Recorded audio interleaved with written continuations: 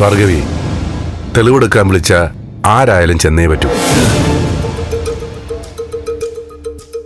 ഭാർഗവിയും കുടുംബത്തെയും പോലീസ് വിളിപ്പിച്ചതിൽ എനിക്ക് വിഷമമുണ്ട്. പക്ഷേ പ്രത്യേക അന്വേഷണ സംഘം ഇത്.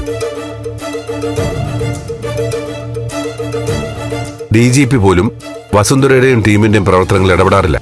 ഈശ്വര, ഇനി ഞാൻ എന്ത് ചെയ്യും? എന്നെ ഇവിടുന്ന് കൊണ്ടുപോയില്ലേ ഭാർഗവി? ഞാനും അനുഭവിച്ചില്ലേ? എനിക്ക് ഭാർഗവിയോട് ഒരു കാര്യമേ പറയാനുള്ളൂ. വസുന്ധരയുടെ ചോദ്യങ്ങൾക്ക് മുൻപിൽ പതറിപ്പോവരുത്. ചന്ദ്രോത്തുകാരാണ് കുറ്റവാളികളെന്ന മുൻവിധിയിൽ നിന്നുകൊണ്ടായിരിക്കും അവർ ചോദ്യങ്ങൾ ചോദിക്കുന്നത്.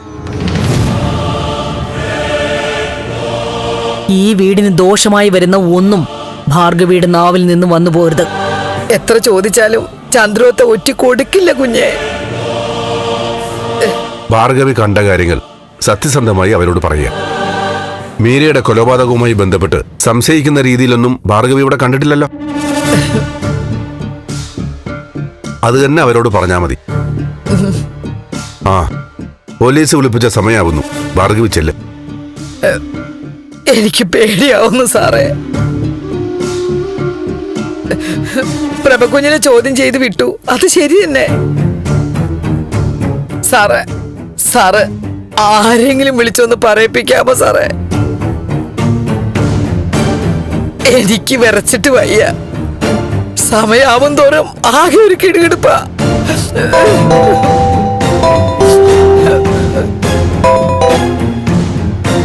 Hello, വസുന്ധരയാണ് sir. എന്താണ്? ഒന്നുമില്ല, ആ ഭാർഗവിയെ പെട്ടെന്ന് അവിടെ നിന്ന് പറഞ്ഞയക്കാനാ.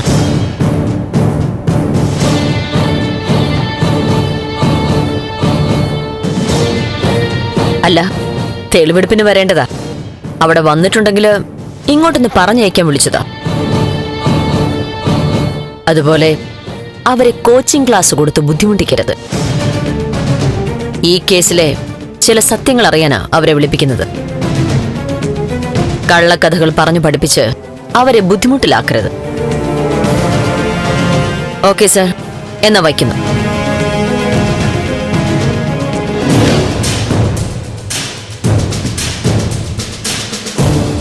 വസുന്ധരയപ്പോ വിളിച്ചത്?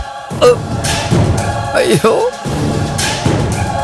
ഭാർഗവി ഇവിടെ വന്നിട്ടുണ്ടെന്ന് അവർക്ക് സംശയം വന്നിരിക്കുന്നു.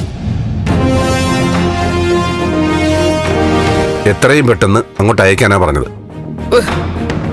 ഈശ്വര, അപ്പൊ എന്നെ ഇന്ന് ചോദ്യം ചെയ്ത് കൊല്ലു, ഉറപ്പാ.